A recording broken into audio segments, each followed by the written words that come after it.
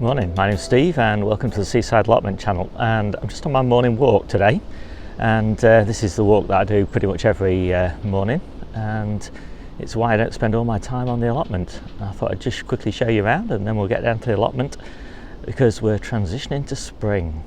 So there you go, quick view. And as I was walking along here I was thinking to myself, you know, just what sort of transition we're going to see over the next 10 days on the allotment as light levels increase, and it's going to be beautiful and sunny, and yeah, it's going to be really quite the transformation as we move from sufficiency to abundance.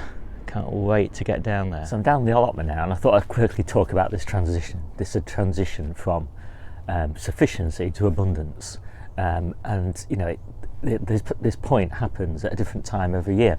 And this is the earliest that I can think of it happening, you know, ever since I've been living here in Lytham St Annes. I've only been gardening for 3 years, so this is, you know, but anyway, you know, I've lived here for a long time.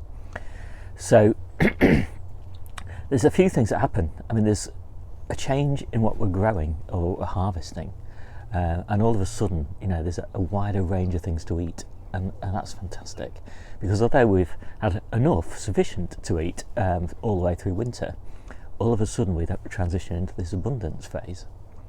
So the next thing that happens is we can feed more people, and that's always really nice. It's really great to see the smiles on everybody's face when we start the veg deliveries again, you know, and that'll start ticking in. We'll probably add a family a week for the next couple of months, and then there's changes in the way that we manage the site. I'm going to do a separate video on this, but basically, you know, we're not so worried about cold anymore.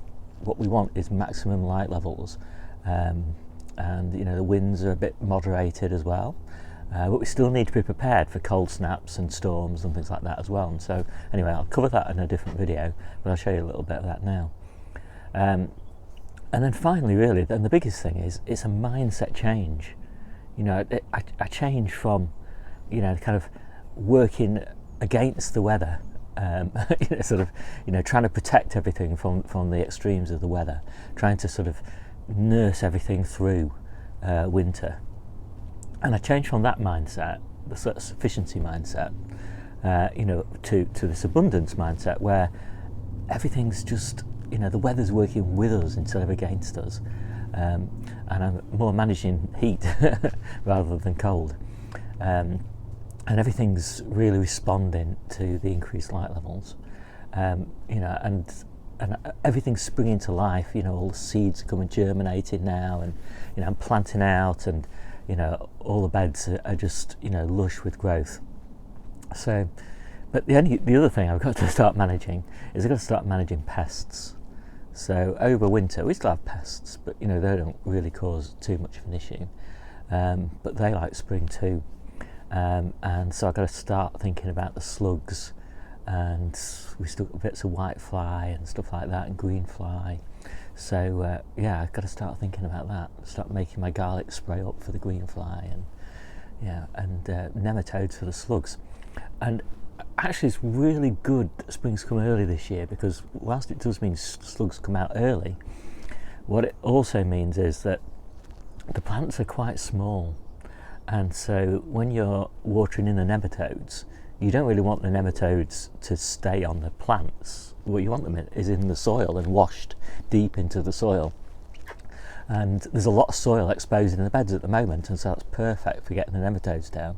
So I shall get one dose down tomorrow actually, and that'll last me 6 weeks, and by then quite a lot of the beds I'll be starting to clear those beds and put new plants in, and so they'll get another dose of nematodes then when I clear those beds, and again, you know, when those plants are nice and small and they need maximum protection. And then with 2 doses of nematodes, I generally find that's probably enough, and I'll probably do another one in September, something like that. And yeah, I'll do a separate video on nematodes. I don't go into that too much now. So let's just have a quick look around the plot, and I'll show you what I'm up to. So one of the main things I'm doing at the moment is I'm planting lots of new salads. So for all, the radishes down the edges here, but lots of new little salads going in, and eventually those will replace these mature salad plants that have overwintered, and they'll start to come out. And pretty much you can see that's what I've done everywhere in this bed and all over the place on the allotment, basically transitioning from the old to the new. And the old's still doing good service, so I'm not going to pull it out yet, but by the time these little ones are being harvested, all these old winter ones will be gone. And then of course the next transition is the summer transition, when all these beds transition to peppers and cucumbers and tomatoes and all that sort of thing, and that'll happen in May. So the next thing I'm doing is I'm filling in all the gaps. So over winter I like to leave decent space between the plants. I just keeps the likelihood of fungal infections and things like that down. But as soon as we start to get into spring, I start to fill in all the gaps where I've lost plants. Occasionally I'll lose a plant, and then fill in all the gaps. And I normally do that with spring onions and baby leeks, and just everything looks so pretty when you do that. But also just makes everything that much more productive. So the next thing I should be doing is opening up all of the coal frames. So pretty much all the way through winter, the coal frames are sat on this vented setting, or I'll just drop them down to that setting when the weather's really foul, and only when there's a really, really hard frost will I close them up completely. But now it's time to fully vent the beds, and you can see that with that setting the beds are basically getting full sun because the sun is still pretty low in the sky, so they're getting loads of protection from the worst of the wind and the rain. The wind pretty much always comes from the back of the coal frame, and the sun comes from the front of the coal frame, so they're reasonably well positioned to take the best of the weather. And yeah, it's just fantastic.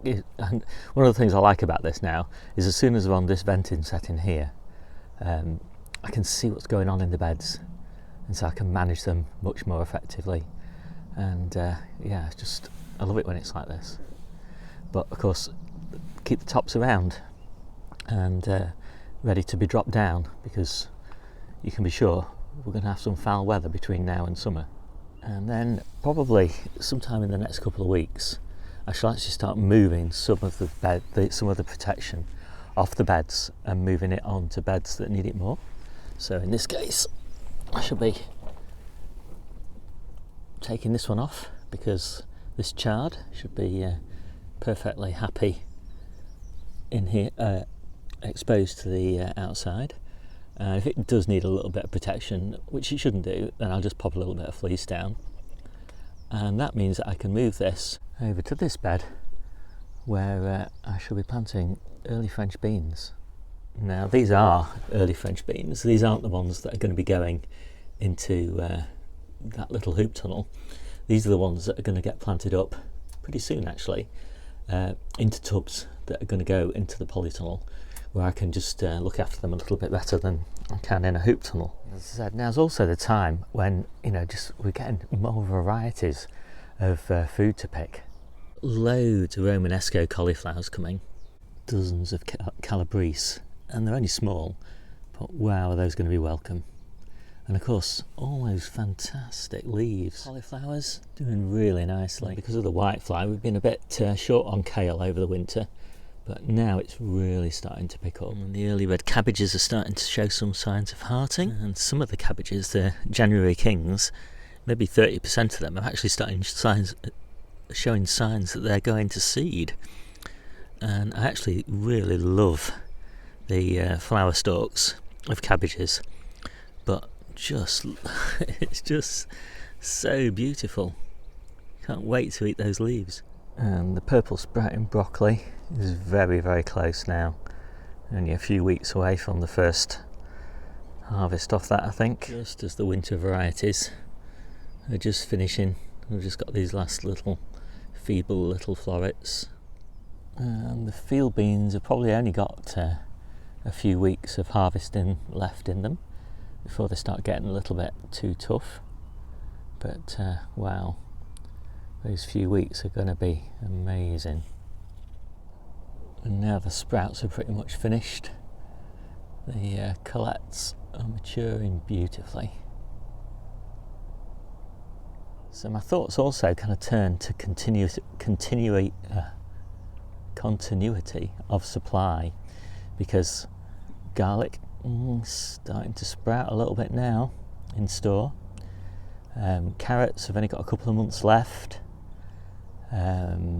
Potatoes, well, we just harvested the last of the new potatoes this week. So what are we doing to ensure continuity of supply of all the staples?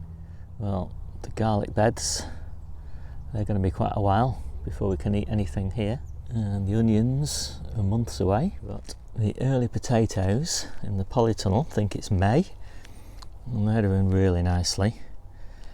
These are Charlotte, which in theory are a second early, but in my experience, whilst they might take a little bit longer to grow, they just love this sort of weather, this cool, sunny weather. So they're doing fantastically. And then there's all my other successions of potatoes, and some more in the car, germinated at home. And then we've got my successions of carrots, October planted, January planted, and February planted, and all coming up quite nicely. And we've got some in the ground as well, but they're not up yet.